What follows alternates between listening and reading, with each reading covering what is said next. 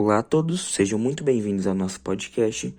Hoje iremos entrevistar três pessoas muito importantes: o Guto, da contabilidade, a Simone, da pedagogia e o Guilherme, o diretor. Para começar, como que foi a adaptação da escola em relação às formas de pagamento ao longo de todos esses anos? Começou, né, praticamente em 89, 90 e 92 entrou, né, o Collor, que foi presidente, né, eleito. Exato. E quando ele foi eleito, depois de um tempo, o que houve? Houve o bloqueio de parte do dinheiro que era feito o pagamento da escola. Isso trouxe transtorno para todo mundo, tanto para a parte da escola como para os pais também tiveram um limite fechado. Sim, sim. E era pago através do quê? De um valor que seria o RV.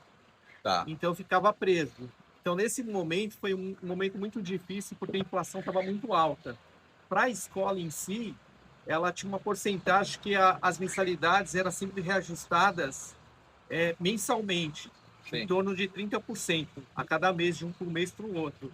E isso para a escola, para os funcionários, foi até assim, passou tranquilo. Agora, para os pais, houve um probleminha, porque nem sempre acompanhava os pagamentos deles. Então, o que acontece? Como a escola repunha esse valor dessa porcentagem, mensalmente, para os funcionários e para a escola estava ok. Para a parte dos responsáveis que pagavam as mensalidades, não acontecia isso. Demorava um ano para ter essa defasagem. Tá. Aí, o que acontece? Esse foi o primeiro momento. Aí depois houve o impeachment do Collor. Aí houve uma readaptação desses processos. Aí começou, a gente, como era a forma de recebimento aqui na escola, a gente entregava um carnê anual, e sempre eu passava recolhendo nas salas, aluno por aluno, esse carnê. Isso poderia ser um pagamento através de dinheiro ou cheque. Sim. A gente voltava com esses valores para a contabilidade, a gente autenticava esses valores e depois devolvia o carnê em mãos para cada um, sala por sala. Depois desse período, houve...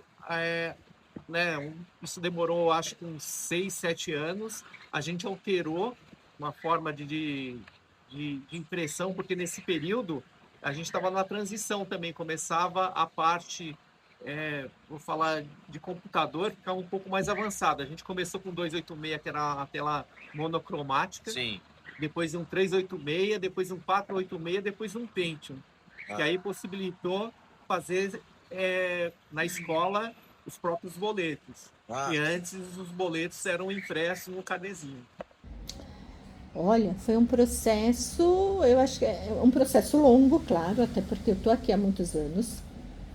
Então eu sei que as coisas foram caminhando e foi uma construção, né? A gente trabalhava, eu me lembro, há anos e anos atrás, era carnezinho, sabe? Aquele boleto e carnezinho ainda.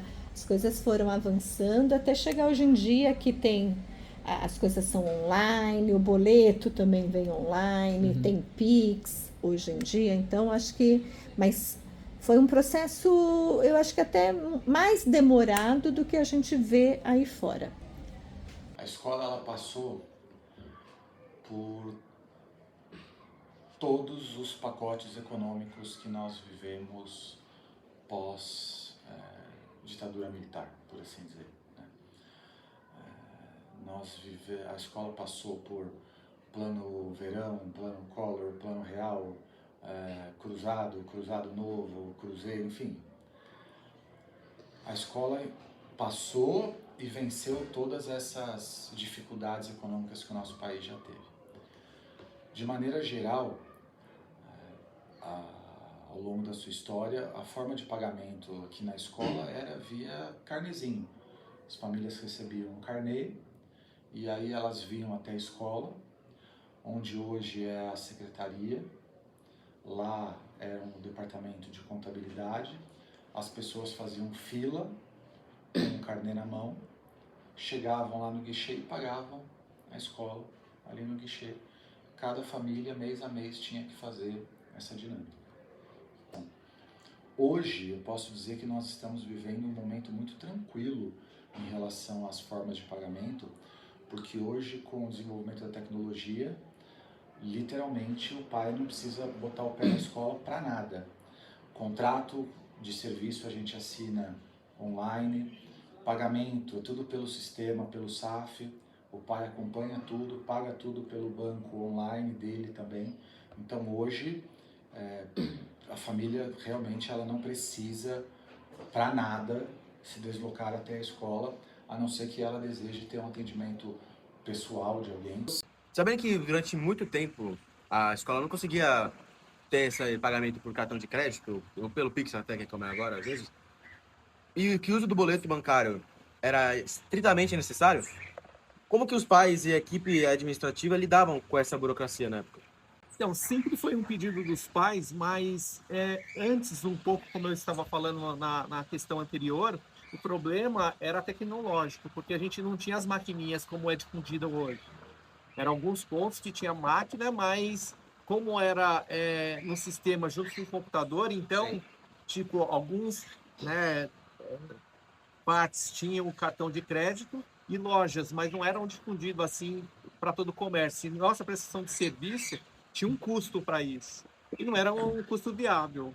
Eu acho que essa mudança grande, essa exigência da mudança, da modernidade, veio muito depois da pandemia, né? Onde se faz muita coisa online. Eu acho que até esse período a coisa caminhava bem de uma forma, vamos chamar, mais tradicional, né? Pagava, usava cheque. Eu acho que hoje em dia ninguém mais usa cheque, mas Verdade. até pouco tempo, eu me lembro quando as minhas filhas estavam aqui, estudavam aqui, eu pagava as coisas com cheque. A gente dava cheque e a coisa caminhava bem. Depois da pandemia, com tantas mudanças que aconteceram, num geral, na sociedade, também veio essa mudança. Hoje em dia as pessoas quase não vão ao banco, não fazem as coisas presencial, é tudo muito online. E com isso veio a questão de pagar no cartão, Pix, de forma online. Então, com isso, eu acho que a escola foi um pouco mais resistente, demorou mais, eu acho que os pais sentiam falta, os alunos sentiam falta desse pagamento, né? Tinham coisas que a gente cobrava e que tinha que trazer em dinheiro, ou tinha que pagar de alguma forma, que os alunos muitas vezes tinham dificuldade, porque não pode ser cartão, não pode ser Pix. É a praticidade, E hoje, né? a praticidade. E isso eu acho que a escola demorou um pouco para trazer essa praticidade, essa modernidade, que não deixa de ser uma modernidade, para dentro da escola. Nós encaminhávamos para as famílias, mês a mês, o boleto, certo? Então você tinha o trabalho de imprimir boleto, mandar o boleto para casa das famílias e por aí vai. Só para vocês terem uma ideia, tá? Existiram momentos, eu não peguei essa fase, mas existiram momentos em que os boletos eram mandados pelos alunos. Então, pensa a figura do Francisco aqui. O Francisco, dia 31 de cada mês, dia 30 de cada mês, ele passava de sala em sala com um envelope, com um boleto dentro, com o nome de cada aluno, e dava o envelope para o aluno e o aluno levava para casa. Desde a época que pagava com boleto até as mudanças com cartão, Pix, enfim, como que você enxerga o futuro das transações aqui no colégio? Eu acredito que no futuro a gente vai se assemelhar mais como é a China, tudo usando no meio digital, né? Infelizmente a gente não existe bom e ruim, existe o quê? Um processo que teve o quê? O seu contexto, um contexto de época, de tempo. Então, se a gente vê o futuro, ele não volta. Então, se a gente está hoje mexendo no digital, cada vez mais para frente a gente vai ter mais digital. Olha, eu acho que a ideia e o que provavelmente vai acontecer é que a escola caminhe de acordo com o que está lá fora. Conforme a evolução e as novas formas de pagamento vão acontecendo lá fora, a escola vai trazer para dentro também. Agora que começou, né, e que as coisas têm acontecido aqui dentro, de novo, ó, o Pix demorou para chegar aqui dentro da escola. Verdade. Né?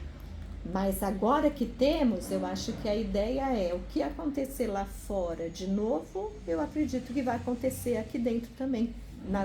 Quanto à questão financeira, a forma de pagamento, vai acontecer aqui com mais tranquilidade do que era. Existem pessoas sérias que apontam que no futuro a gente não vai precisar do dispositivo celular com chip.